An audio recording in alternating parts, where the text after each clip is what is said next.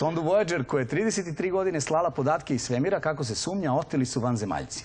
Navodno je počela da šalje poruke, signale i podatke koje niko živi ne razume.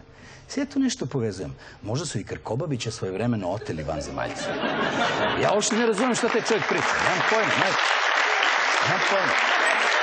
Vjerojatno.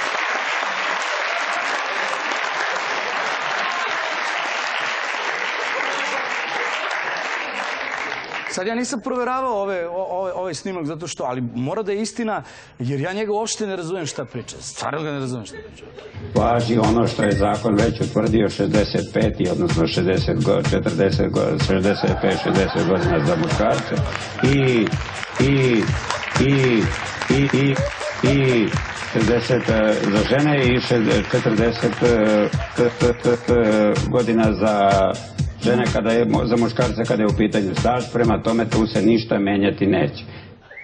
Okej, znači...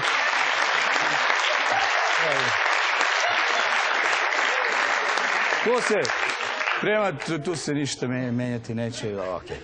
U jednim dnevnim novinama sam pročitao naslov Marsovci ne postoje. Ma nemoj, šta je sad ovo? Ajde, reci, šta je ovo? Šta je ovo? Evo ovo, šta je to, čovjek?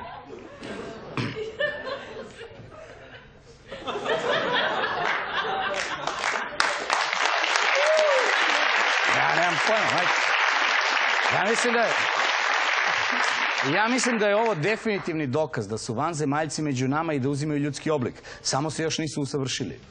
Malo moraju da porade na sebi. Boki 13 tvrdi inače da je iz Skoplja, mada meni lično izgleda kao da je iz Prdejaca. To je jedno malo mesto